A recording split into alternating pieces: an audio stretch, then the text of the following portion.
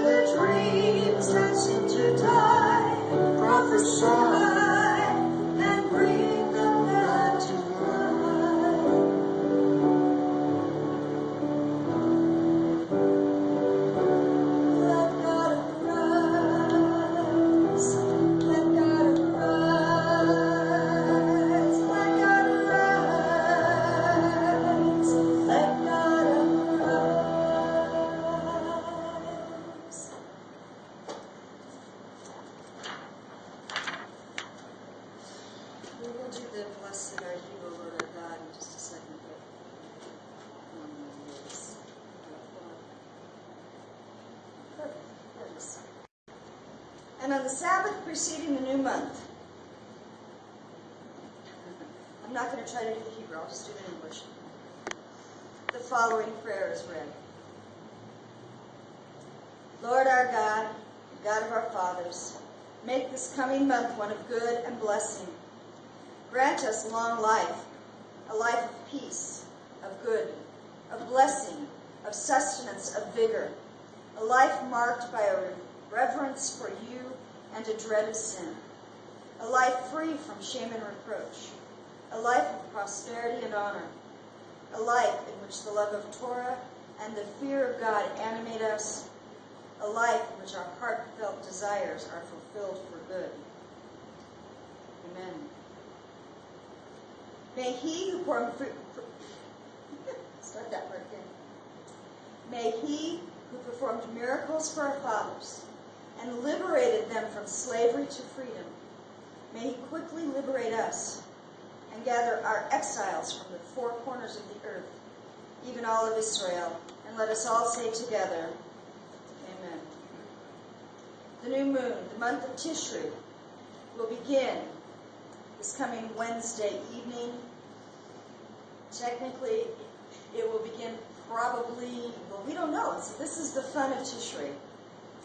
Because the new month begins at the sighting of the new moon.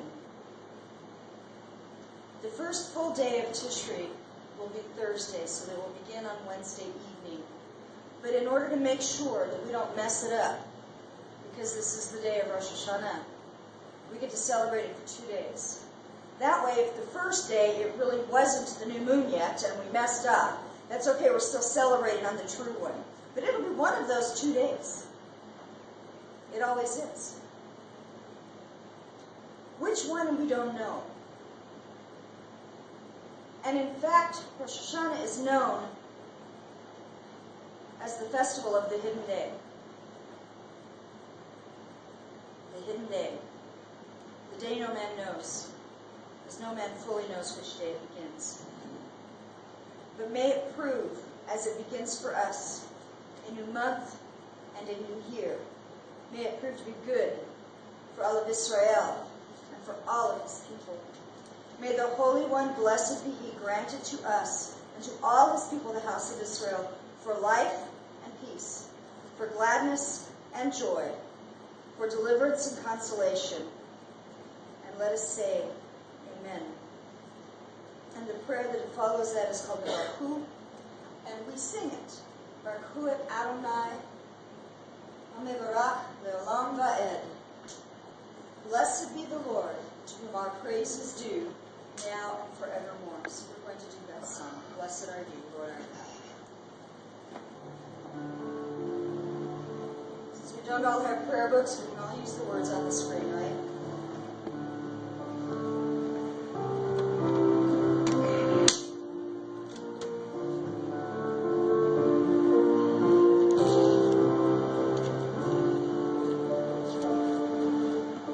Blessed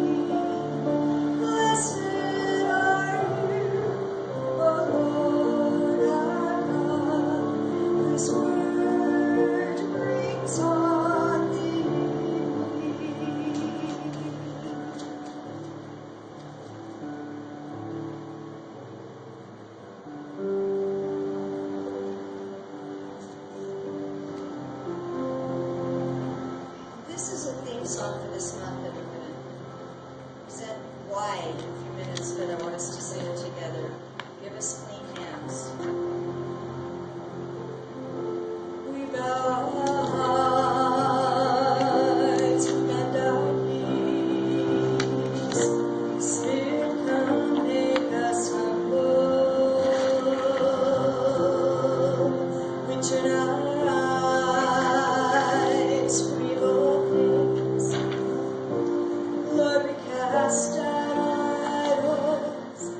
Give us clean hands, give us pure hearts. Let us not lift our souls to another. Give us clean hands, give us pure hearts. Let us not lift our souls to another.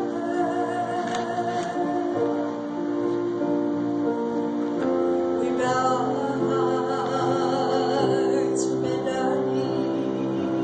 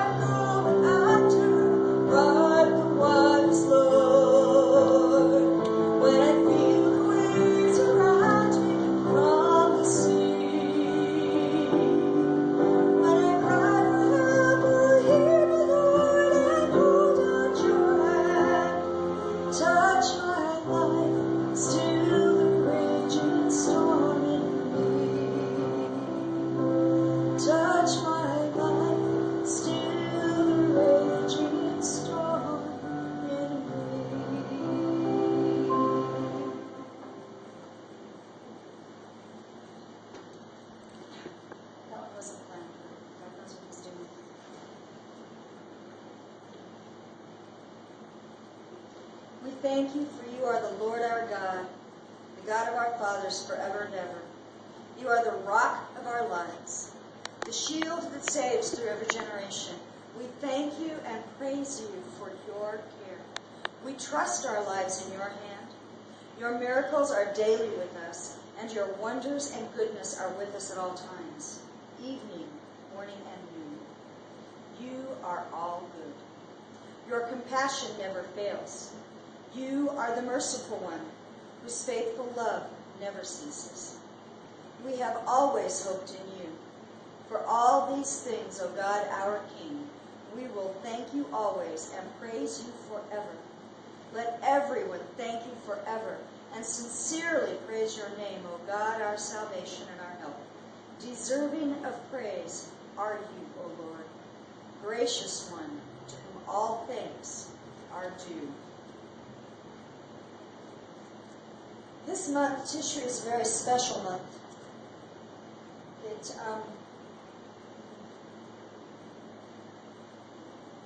It is the only month in the Hebrew calendar that has 3 festivals. It has 3. All of the fall festivals are celebrated within the month of Tishrei, which is kind of an amazing thought, isn't it? You know, when we celebrate in the spring, we have Passover, and there are 3 festivals there actually. We have Passover, we have the week of unleavened bread, and we have Hachodesh, or the first fruits of the barley. And those are all 3 celebrated within a 1-week period. But Hachodesh is not necessarily celebrated today. And the day of Passover begins the unleavened bread. So there's a sense in which, yes, there are 3 in the first month and 3 in the 7th month. But in the 7th month, there's a season and a time between them. A season and a time. Tishrei is the first month of the civil year. It is the month in which the years are counted. So that this last year was 5774, Hebraic calendar. This next year is 5775. And hopefully I'll be able to talk about that some on Wednesday evening, what the 5775 represents. Remember last year we talked about it, I'll just do a brief thing. Last year, 5774 was the day of seeing the door open, seeing the doors, seeing open doors. The ayin is the eye, and the dalet is represented by a door. For 5775, we have the ayin and the he. We have the letter that represents the eye, or to see, and the letter that represents the window. So as I said in the letter that I wrote and I sent out to people, last year was supposed to be a year of open doors, and for some of us it was a year of doors closing. But that's okay, because God's opening a window. He's opening a window. And in this coming year, we're going to be seeing that. I'm going to talk about some of what I see that being and happening on Wednesday evening. But in Leviticus chapter 23, it outlines the different festivals that happen in this month. Leviticus 23, verse 23 through 25 says, the Lord said to Moses, say to the Israelites, on the first day of the 7th month, you are to have a day of rest, a sacred assembly commemorating the trumpet blasts. Do no regular work, but present an offering made to the Lord by fire. So the first day of the 7th month, that's all we have. That it is a day of blowing of the trumpets. It is a sacred assembly. All are to gather. We're to make an offering to the Lord. Rabbinically, a lot of things have been explained with it, and I've got a paper out there if someone wants it, or we'll talk about it more Wednesday night. The Rosh Hashanah is a very special festival, because the primary commandment is not God's name, He saved us, let's eat. It's listen, hear the sound of the shofar. That's the primary thing we do for Rosh Hashanah. Hear the sounds of the shofar. Why are we hearing the sound of the shofar? I believe because the word says He's returning with a blast, right? Paul said, at the last trump, the trumpet will sound and the dead will be raised, incorruptible. The last trump is what it's called, the last blowing of the shofar, the ending of the shofar. That last blowing is called the last trump in synagogue service. At the last trump, the dead will be raised. One of these years we're going to see it happen. Now, whether that would be on Thursday, the day of Rosh Hashanah, Thursday, or Friday, we don't know, because one of those days is Rosh Hashanah. One of those days is the beginning of the new month. Now, we can kind of tell that mathematically now, but they didn't used to, so they automatically schedule 2 days. So we have Yom Teruah, the day of the hearing the shofar. Then it says in 27, the 10th day of the 7th month is a day of atonement. Hold a sacred assembly and deny yourselves and present an offering made to the Lord by fire. Do no work on that day, because it is the day of atonement, when atonement is made for you before the Lord your God. So we have the trumpet blasting, God making his declaration from the mountains. And then we have the Day of Atonement, where God declares atonement for the people. And then, verse 34, it says, say to the Israelites, on the 15th day of the 7th month, the Lord's Feast of Tabernacles begins, and it lasts for 7 days. The first day is a sacred assembly, do no regular work. For 7 days present offerings made to the Lord by fire, and on the 8th day hold a sacred assembly and present an offering made to the Lord by fire. It is the closing assembly, do no regular work. So it's a 7-day festival that is celebrated for 8 days. I love how God does that. He does that in the spring too, Passover. 7-day festival, but it's celebrated for 8 days. 7-day festival. All of those are this month. Tishrei is the Babylonian name, and it means beginning, or the head. So the Tishrei means the head of it's the head or the beginning. And it was named that because it is the head of the year, the beginning of the calendar year. Before the exile, it had a different name, and in 1 Kings 8:2, it calls it Ethanim. And I did not exactly find out what that means, because somehow that didn't jump at me as important. So if you want to know, go look it up, right? Go find out what it was before. It's believed that the first day of Tishrei is the 6th day of creation. The 6th day of creation. What did God create on the 6th day? He created mankind. Out of the dust of the earth, he created man on the 6th day.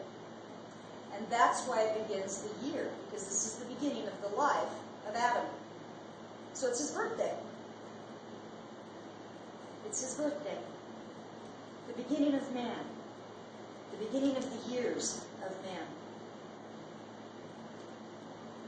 Things that, all of other things that happened in history on this date was that there's another fast on the 3rd day of Tishrei. Not just Yom Kippur, but there's another fast on the 3rd day. It's mentioned in the prophets. Remember, we talked about this during the fast of the Tishrei B'Av, that there's a fast in the 4th month, the 5th month, the 7th month, and the 9th month, I think, or the 8th month.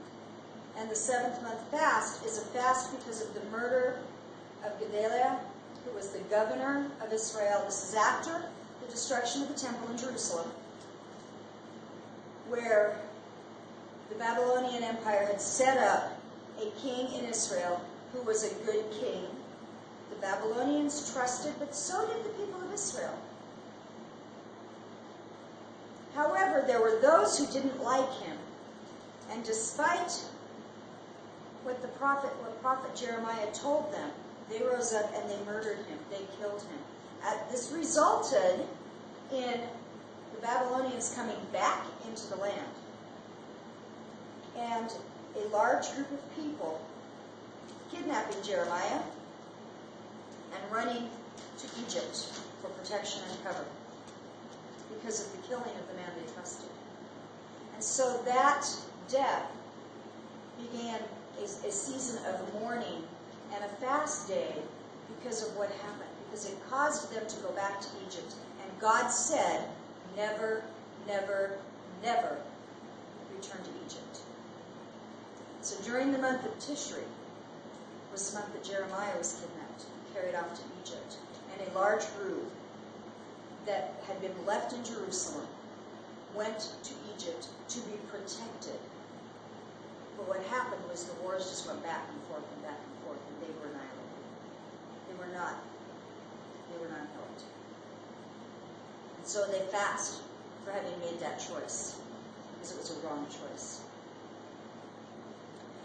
On the 8th day was the beginning of the celebration of the dedication of Solomon's temple.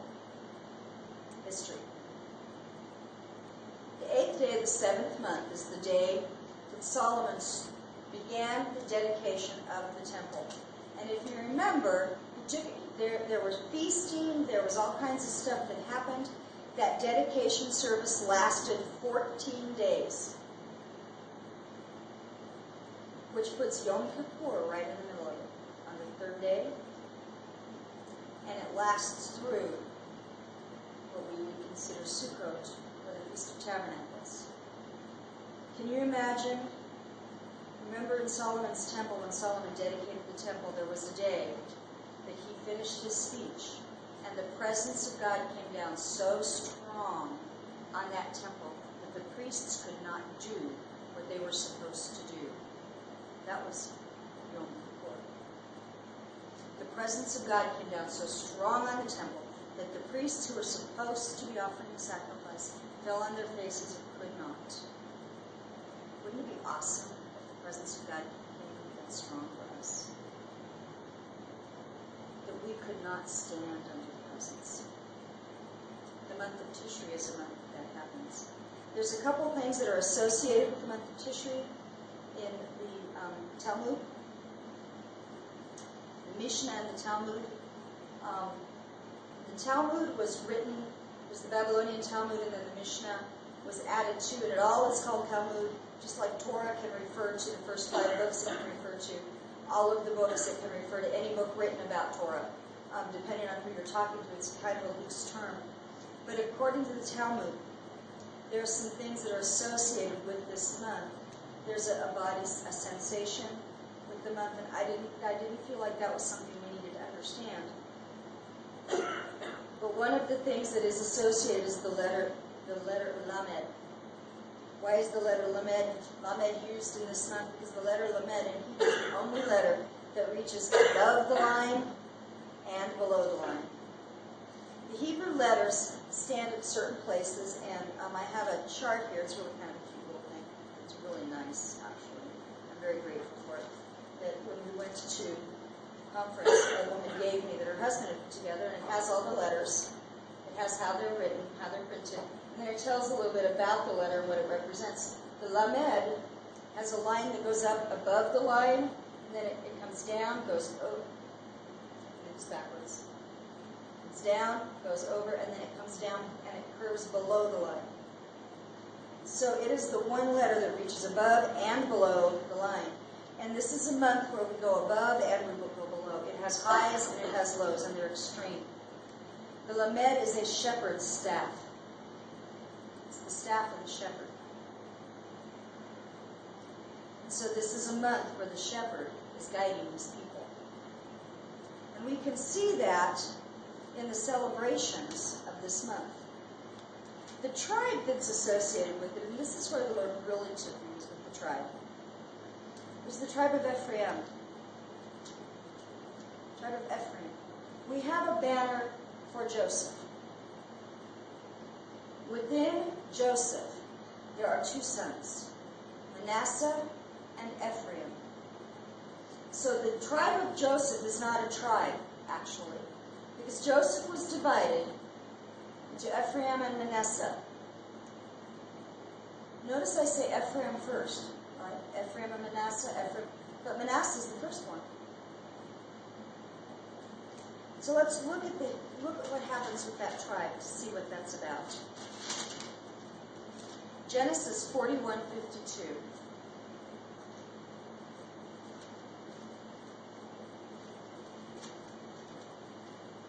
mark all my places here today. I was doing other things, but I've got the verses, so they're marked in my other Bible that's in the other room. Genesis 41:52. Actually, I'm going to go back to verse 50. The story of the births of the sons of Joseph. Before the years of famine came, 2 sons were born to Joseph, Basemath, daughter of Potipharah, priest of On. Joseph named his firstborn Manasseh, and he said, "It is because God has made me forget my troubles and all of my father's household." The second son he named Ephraim, and said, "It is because God has made me fruitful in the land of my suffering." Ephraim means fruitful. Born before the famine came, so it was after he interpreted the dream for Pharaoh. It was while he was putting the food away, before the famine came, before his family came. He has the 2 sons. When Jacob came and brought the rest of the family, we know that Joseph was a favored son. And Joseph was the firstborn of his favored wife. But Joseph was not his firstborn son, and so Joseph did not have the blessing of the firstborn. But Jacob found a way around it. Genesis chapter 48.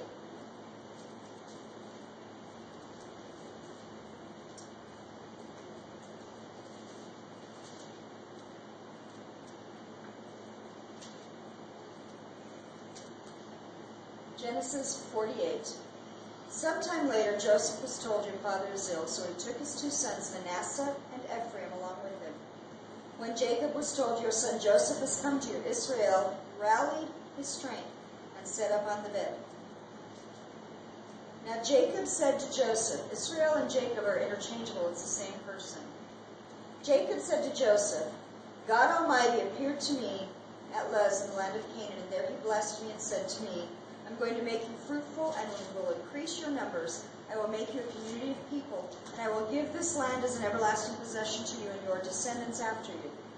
Now then, your 2 sons born to you in Egypt before I came here will be reckoned as mine.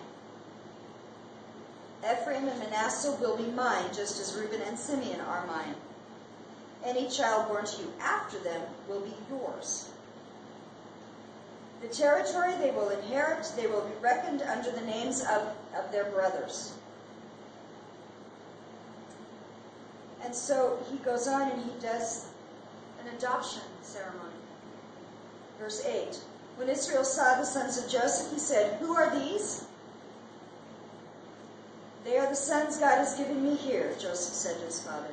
And Israel said, "Bring them to me, that I may bless them." Israel's eyes were failing because of old age, and he could hardly see, so Joseph brought his sons close to him, and his father kissed them and embraced them. Israel said to Joseph, "I never expected to see your face again, and now God has allowed me to see your children too." And Joseph removed them from Israel's knees and bowed down with his face to the ground. And Joseph took both of them, Ephraim on his right toward Israel's left hand, and Manasseh on his left toward Israel's right hand. This is stationing them for the eldest to receive the blessing from the right hand, and the next one to receive the blessing from the left hand. And he brought them close to him. But Israel reached out his right hand, and he put it on Ephraim's head, though he was the younger. And crossing his arms, he put his left hand on Manasseh's head, even though Manasseh was the firstborn. And then he blessed Joseph. And he said, "May the God before whom my fathers, Abraham and Isaac, walked, the God who has been my shepherd all my life to this day," remember the Lamed? God is my shepherd. "The angel who has delivered me from all harm, may he bless these boys. May they be called by my name and the names of my fathers, Abraham and Isaac. May they increase greatly upon the earth." When Joseph saw his father place his right hand on Ephraim's head, he was displeased. So he took hold of his father's hand to move it from Ephraim's head to Manasseh's head. And Joseph said to him, "No, my father, this is the firstborn. Put your right hand on his head."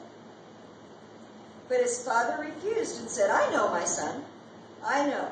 He too will become a people. He too will become great. Nevertheless, his younger brother will be greater than he, and his descendants will become a group of nations." And he blessed them that day and said, "In your name will Israel pronounce this blessing. May God make you like Ephraim and Manasseh." And so he put Ephraim ahead of Manasseh. Every Shabbat, around the dinner table, there are blessings spoken. And Erev Shabbat, when the candles are lit, and the beginning of Sabbath, setting the day aside for the Lord, prayers are said, blessings are said. We light the candles, and then we bless each other. The husband blesses the wife, and there's a song he sings to her. Really pretty. The wife blesses the husband in some homes, although not all of them. I like it. I think it's wonderful. I think we need to be blessing our husbands. And then the children are blessed. The daughters, may you be like Sarah and Rebecca. Sarah and Rebecca, Leah and Rachel. Rachel and Leah, okay. That's why we read the stuff, you know. That way our dyslexia doesn't throw us off, you know. We remember it wrong. May my daughters be like Sarah and Rebecca, like Rachel and like Leah, who built the house of Israel. And then in some homes they go on and they say individual blessings for their daughters. The sons, it is said, may God make you. It doesn't say like Abraham and Isaac and Jacob. It doesn't. They always say this. May God make you like Ephraim and Manasseh, forgetting the troubles of their past, living a hopeful fruitful future. Ephraim and Manasseh who forget the troubles of the past, which is what Joseph said when they were born, right? And having a fruitful future because he was made fruitful with these sons in the land of his slavery.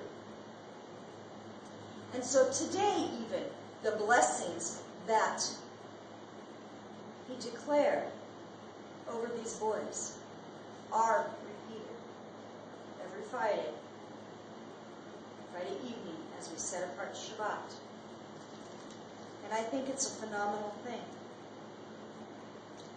But beyond that, notice what he said about Ephraim. That his descendants will become a group of nations. Ephraim will expand, will not just be one nation, becoming a group of nations.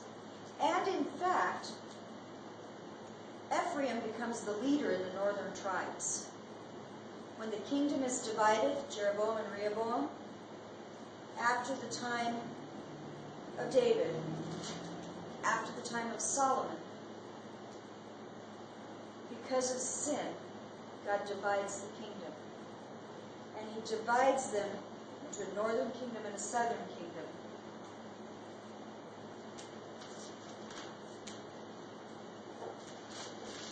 And the northern kingdom encompasses 10 of the tribes, and the southern kingdom encompasses 2 predominantly of the tribes. So the northern kingdom, which is led by an Ephraimite, which is something that I had not recognized until I did this study, led by an Ephraimite, becomes the larger group. But they are also the first ones carried away into captivity.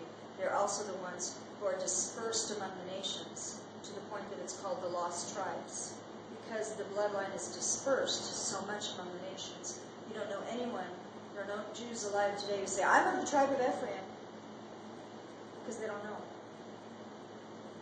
I believe God will identify them. I believe he will identify all the tribes. But most Jews today are descended from the tribes of Judah, most of them. Now there are those who are descended from other tribes who know they are descended from other tribes. And they were in the land of Israel at the time Yeshua walked the earth. So there are not 10 lost tribes necessarily. But Ephraim is dispersed among the nations. The tribe of Ephraim is given great blessing. Great blessing. I'm looking for where's the blessing that Moses gave them, because Moses gave them a blessing too, and I know I wrote it down. Maybe I didn't. But Ephraim has come to represent the northern tribe, all of Israel that are that. But Ephraim also became the name and used to represent scattered tribes, or those who are not actually of the tribes. So that when we come to Isaiah, he uses Ephraim as a representation of any who are scattered among the tribe, scattered among the nations, who will return.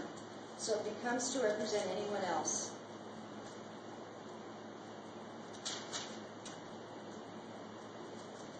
They did not receive independent blessings in the terms when Jacob went through and blessed the tribes. But he had already blessed them.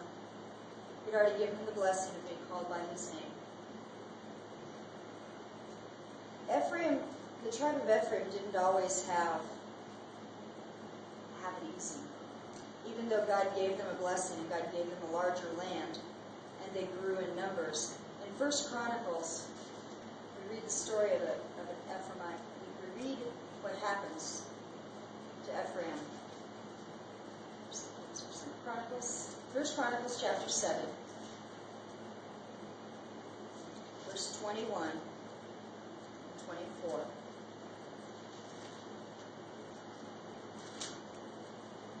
This gives you guys time to find it too, huh? I used to really laugh at preachers going through their Bibles so fast, and they'd be flipping all over the place, and people in the congregations would just flip, trying to look up their verses. 1 Chronicles 7, 21 through 24. Daryl, do you have that? I do. Would you read that for us, please? Say that his son, Shekiah,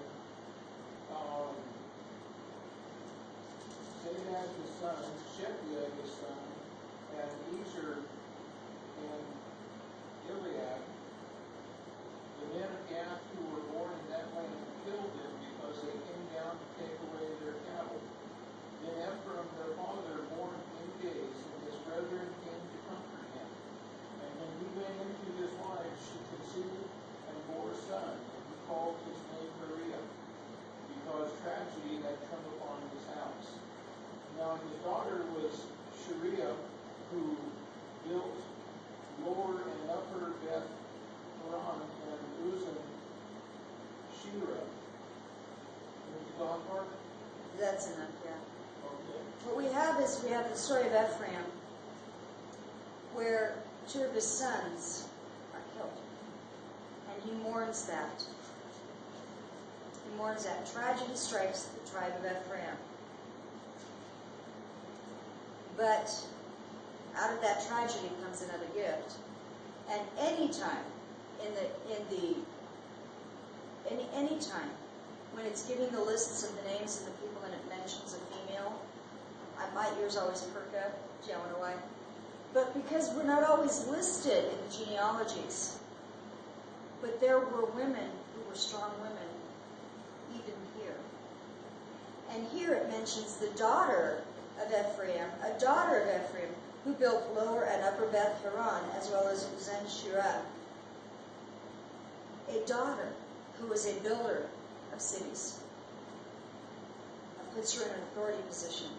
So there was misfortune within the tribe.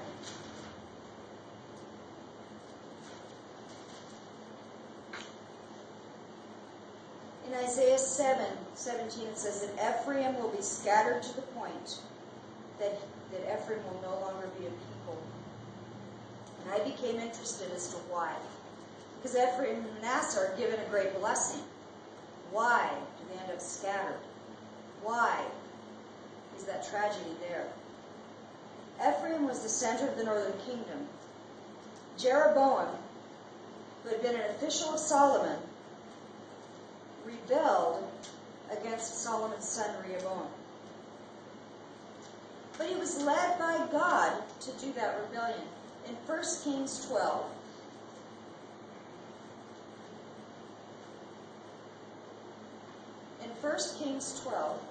we have the splitting of the kingdoms, and it was a direct work of God.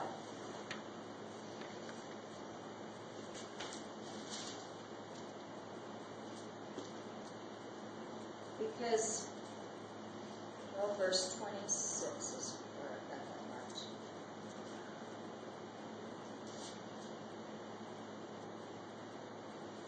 Oh, it's before that. Rehoboam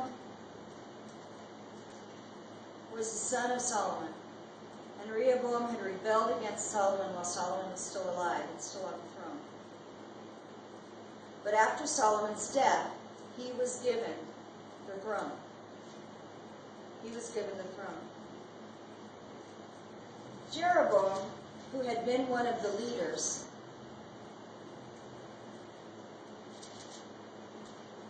had rebelled against Rehoboam. And he had tried to set some things right. He did not get set right. But then we have in verse 29 of chapter 11, about that time Jeroboam was going out of Jerusalem, and Ahijah, the prophet of Shiloh, met him on the way. Shiloh is where the tabernacle had been prior to being moved into Jerusalem. There was a prophet's school in Shiloh that had centered around the tabernacle prior to the temple being built. So Ahijah was a prophet out of Shiloh, met him on the way wearing a new cloak. The two of them were alone out in the country, and Ahijah took hold of the new cloak he was wearing and tore it into 12 pieces. Then he said to Jeroboam, "Take 10 pieces for yourself, for this is what the Lord God of Israel says. See, I am going to tear the kingdom out of Solomon's hand and give you 10 tribes. But for the sake of my servant David and the city of Jerusalem, which I have chosen out of all the tribes of Israel, he will have 1 tribe. I will do this because they have forsaken me and worshipped Ashtoreth, the goddess of the Sidonites, Shemosh, the god of the Moabites, and Molech, the god of the Ammonites, and have not walked in my ways, nor done what is right in my eyes, nor kept my statutes and laws as David did. But I will not take the whole kingdom out of Solomon's hand. I have made him ruler all the days of his life for the sake of David my servant, whom I chose, and who observed my commands and statutes. I will take the kingdom from his son's hands, give you 10 tribes.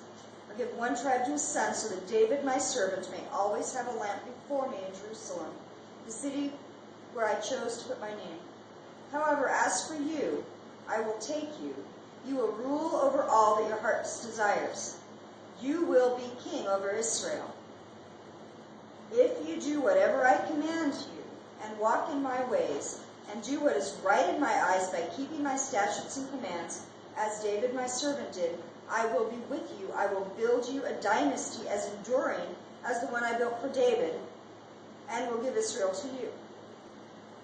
I will humble David's descendants because of this, but not forever." Then it says Solomon tried to kill Jeroboam, but he fled to Egypt.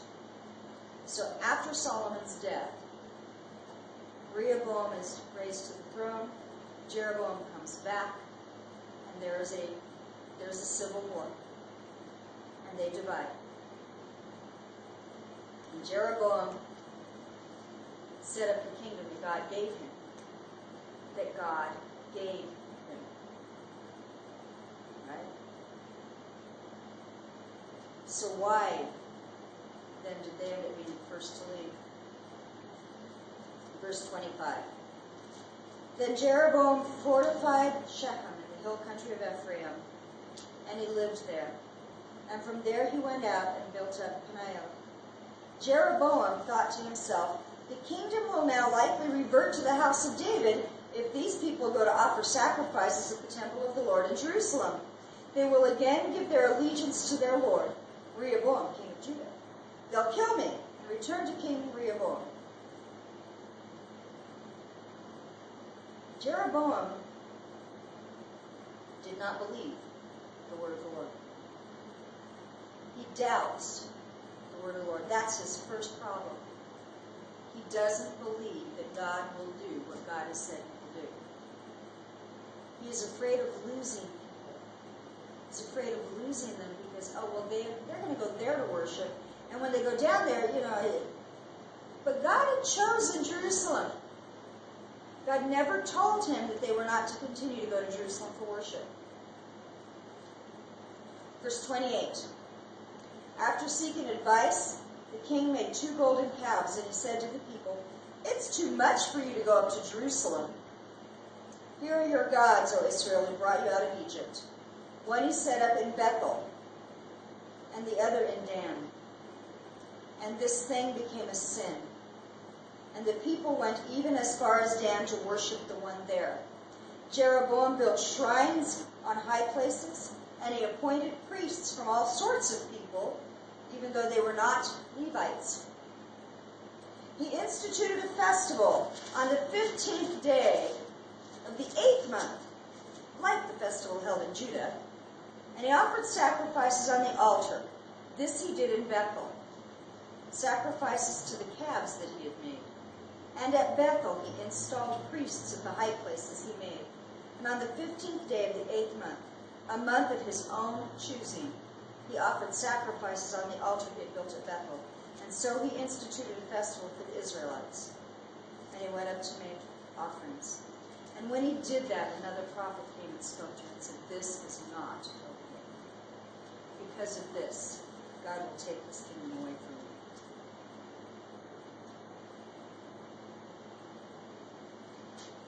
you. Ephraim, who ends up being a people so scattered that they cannot be identified, spread out among the Gentiles, was afraid of worship at the temple, afraid of staying in the central location. So he built other places, brought in idols of gold, appointed false priests, and established festivals on days of his own choosing. In the early days of the church, when it began, the church was Jewish. The disciples were Jewish. When Paul goes to the Gentiles and he spreads the good news, you find him going in every city to the synagogue first. And the Gentiles in those synagogues listen to him. Why are the Gentiles in the synagogues? Because that's where Moses is read, and that's where God is taught. And they stayed in the synagogues as long as the synagogues let them. As long as the synagogues allowed them, as believers in Yeshua, they were an offshoot of Judaism. They were a sect of the Jews. Through the book of Acts, that's what they are known as. When Paul stands before the governor, the Roman governor, he said, I'm here because of a division between us Jews. I believe in the resurrection. Yeshua was resurrected. Not long after the temple was destroyed, the Gentiles began outnumbering the Jewish people. The Jewish synagogues began kicking Christians, those who believed in Yeshua, out because they believed that was why the temple was destroyed. There was a big split because those who followed Yeshua knew that the Bar Kokhba rebellion was false, because Bar Kokhba was not Messiah, Yeshua was Messiah, and they split over a false Messiah. The synagogue split over that. Jerusalem was destroyed, and the Jews thought it was all because of this sect that believed in Yeshua. It wasn't long before there were more Gentiles in charge of the church than there were Jewish people in the church even. And by the time we get to the time that the church became a state religion, we have all Gentiles, pretty much. We don't really. But in the Council of Nicaea, where the church fathers shifted everything, it was declared that we will separate ourselves from the Jews because they are anathema to us. We're going to separate ourselves from them. And by the way, you can't celebrate Passover anymore. We're going to institute Easter. We're going to institute this other celebration of the resurrection, but we're going to even move the date. We're going to change the date. Why? Because we don't want to be connected to the Jewish people. They established their own days and festivals. They built churches, ornate places of worship. I don't know if you've been in seen some of those, but some of the decorations are nothing but idols. That's what they look like. Now, whether we're really praying to that statue or not, that's not what I'm talking about. What I'm saying is that as the church became the church that is known today, we did all the exact same things that Jeroboam did. We did all the same things that Jeroboam did. We established our own centers of worship. We brought in gold and decorated it that way. We appointed priests and teachers who did not know Torah. Did not know Torah. If you don't know Torah, you're not going to understand anything else. We established our own days of worship. We were Ephraimites. We did what Ephraim did. It's one of the reasons that in Messianic congregations and Messianic belief, many believe that if you have come to this place where you recognize the Jewish roots, you must be an Ephraimite. There must be that seed in you. I don't know about that. What I do know is this. God is causing people to come back to the truth. Come back to Torah. Come back to the festival days that God established, not the ones established by man.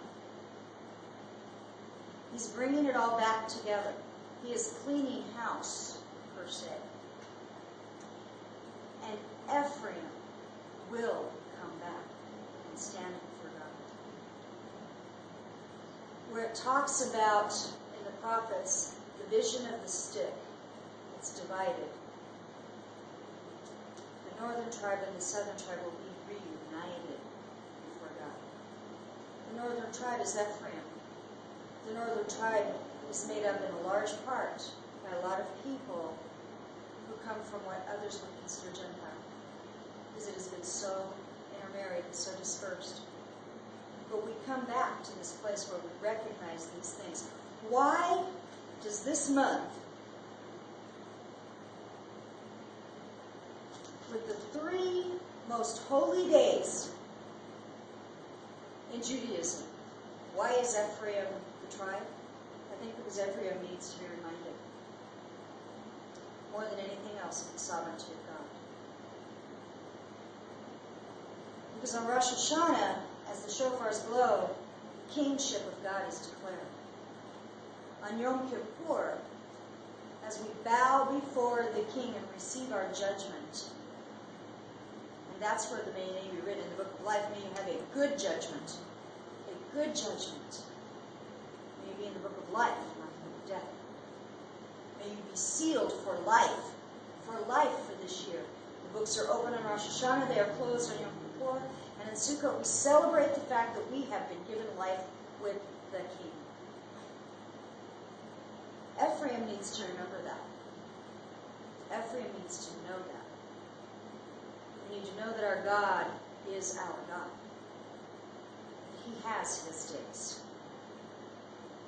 And there are highs and there are lows. There are days that we need to be on our face before God, Yom Kippur, and days where we stand and shout and hear the sound of His shout. We go from standing, hearing the sound of the shofar, to being our faces before the throne, to sitting at the table and dining with the kings. It's a beautiful month. I want us all to be able to participate with all of it. To do that, we have to always come back to God. We will not bow before idols. We will not bow before idols. I will not forsake you, God. I will not be diverted away. And I will not fear that what you've promised won't come true. Because what you've promised will come true. What you've promised will come true. And it's when I fear it and I don't trust it that I disobey God. So let's trust the promises of God. The King's coming. The King's coming. And that's why we blow the shofars during the roll, is to declare the King's coming. We trust the promises of God. And let's conclude tonight by blowing the shofars in our regular pattern. Our regular pattern. Blessings in the order, right?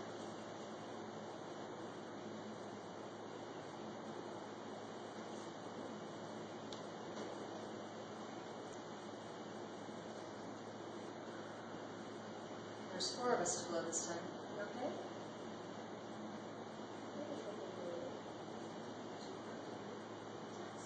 So we will have to count. You know the pattern? You'll hear it. We start off all blowing one together, and then there's a pattern we'll blow. It's a tekiah, shavarim, teruah, tekiah. And then the next person blows that pattern. So we'll go around blowing that pattern. And we'll do that. So we've done the pattern 7 times, and then we all blow together. Yeah, if I can't blow all of them, can I just blow what I can blow? Yeah. Seriously, you hear the pattern before it's your turn? Yes. That way he'll have heard it 3 times. Yeah. I know the pattern. Yeah, you do. We've been blowing it. Still may not know much, but... Baruch atah Adonai Eloheinu melech haolam asher neshanu b'mitzvotav v'tzivanu l'shoach kol shofar. Blessed are you, Lord our God, King of the universe, who sanctifies us with your commandments and has instructed us to hear the sounds of the shofar.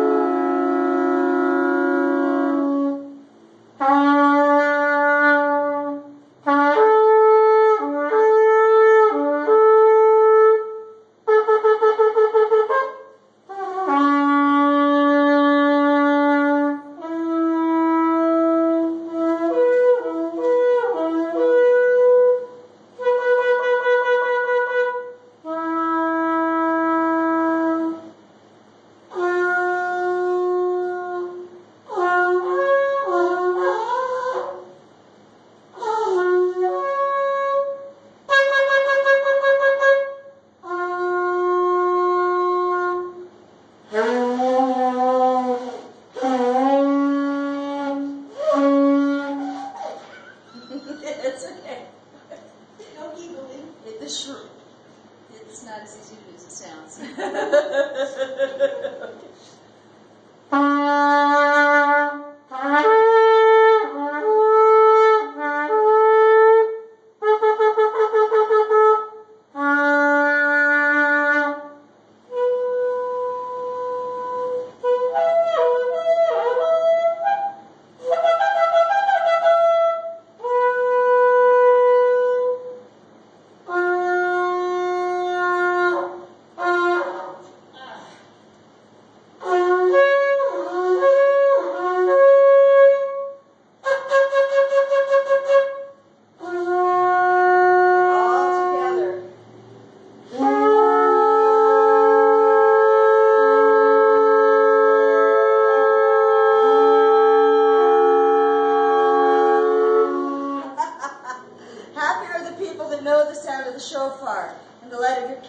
commandments, O Lord, shall they walk.